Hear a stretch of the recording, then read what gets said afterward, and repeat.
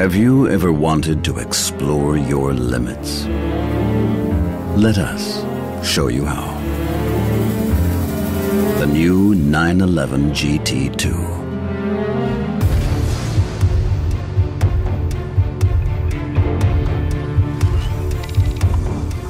It's clear that this car is built for performance. The front-end aerodynamics have been revised to meet the high thermal load of the engine and the high brake performance. The large air intakes enable a higher throughput of air to the radiators and front brake units. The airstream from the central radiator is channeled through an integral air outlet ahead of the front lid up over the car, forcing the front end downwards and ensuring efficient cooling. The importance of air in the performance of the 911 GT2 is also apparent from the large intake openings in the rear side panels and from the cooling slits at the rear. Twin lightweight titanium tailpipes are incorporated within the rear apron design. The engine cover, featuring the GT2 logo, is made from lightweight glass fiber reinforced plastic.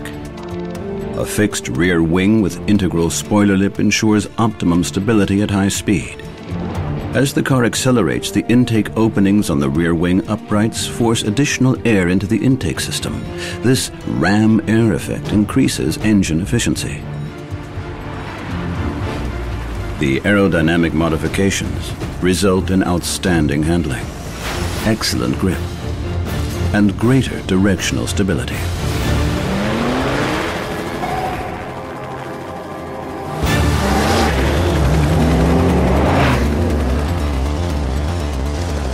The GT2 features a twin-turbo boxer engine with 6 cylinders and a 3.6-liter displacement.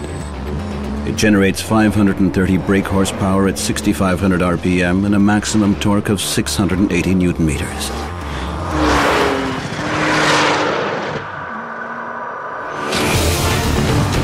The standard sprint to 100 kilometers per hour, 62 miles per hour, requires 3.7 seconds. And the sprint to 200 kilometers per hour, 124 miles per hour, just 11.2 seconds. The maximum speed is 329 kilometers per hour, 204 miles per hour. One of the reasons for this tremendous power is VarioCam Plus, a system combining variable valve timing with 2-stage valve lift on the inlet side.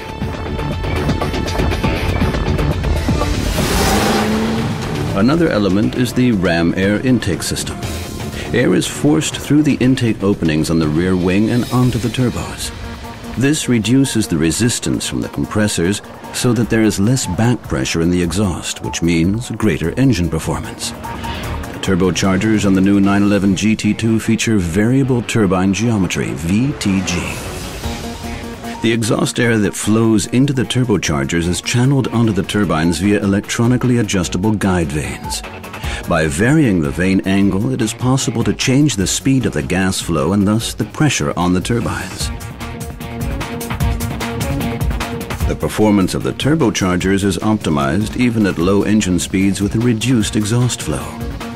This leads to a much higher boost pressure, excellent cylinder charging, and greater torque. Maximum torque is achieved more quickly and sustained for longer, with 680 Newton-meters available between 2200 and 4500 RPM. The resulting acceleration is nothing less than phenomenal.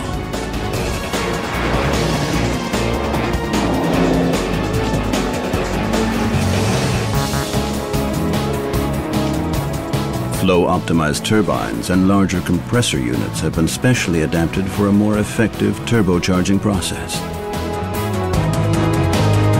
The new 911 GT2 also has a totally new expansion intake manifold that is radically different to the existing induction principle for turbocharged engines. In all intake systems, the air vibrates as it moves through the system. This vibration is caused by the compression and expansion of the air. On conventional turbocharged engines, the air is in a compression phase as it passes through the inlet ports in order to increase the amount of air that enters the combustion chamber.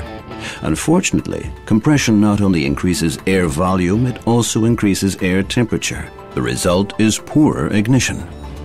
The expansion manifold of the new 911 GT2 turns this principle around since the air is in the expansion phase as it enters the combustion chambers. Since expansion always cools, the air-fuel temperature is lower and ignition is significantly improved, thereby increasing performance. Of course, the amount of air that enters the cylinders under expansion is less than it would be under compression. To compensate for this, we've simply raised the boost pressure from the turbochargers of the 911 GT2 by about 0.2 bar. The resulting increase in temperature, again through compression, is immediately offset by the uprated intercoolers. Instead of hot compressed air, we now have cooler air generating more power and torque. This leads to a major improvement in engine efficiency and fuel economy, even under heavy loads and at high RPM. Another enhancement is the higher rate of exhaust flow through the new main silencer, now made from lightweight titanium. The 6-speed manual gearbox in the new 911 GT2 is specifically designed for the high engine performance, as are the individual ratios. The gear lever throw is short and precise. This is the first time that launch assistant is used in a road-going Porsche, a system designed to maximize acceleration from a standing start. To activate the function, simply depress the clutch and accelerator pedals when the vehicle is at rest. When the boost pressure rises to approximately 0.9 bar, release the clutch as quickly as possible. And forget everything you thought you knew about propulsion. Traction is maintained under acceleration with the aid of an all-new anti-slip regulation function.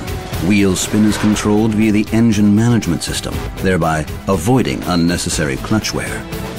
As you'd expect from the 911 GT2, the drive is transferred directly from the rear axle to the road or racetrack. Other standard features include a limited slip differential with asymmetrical lock factor, offering better acceleration and handling when exiting a corner. It applies a higher proportion of drive torque to the loaded outer rear wheel.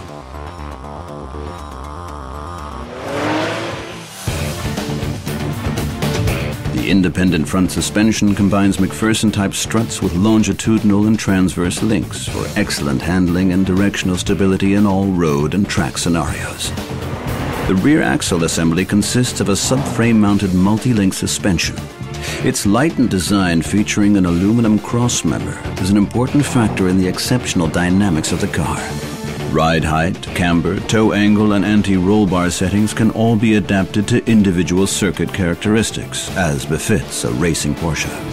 For the first time, the new 911 GT2 features Porsche Active Suspension Management PASM. Based on the road conditions and driving style, this active damping system offers continuous adjustment of individual damping forces for optimum contact with the road. The driver can choose from two basic setup modes, normal and sport.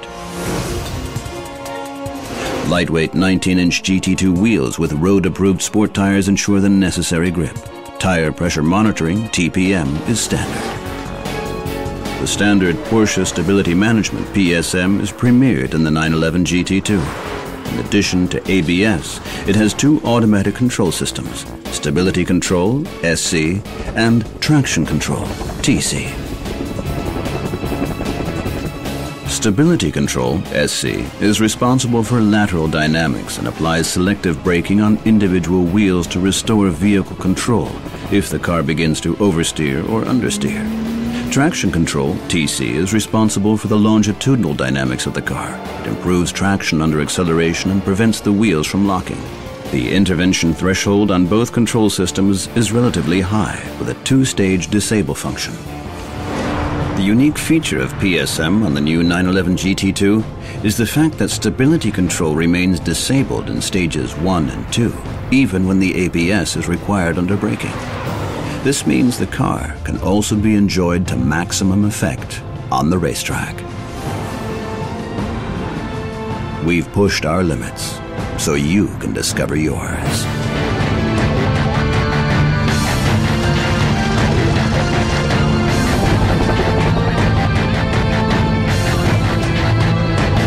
The new 911 GT2 delivers an outstanding performance, matched only by the power of its brakes.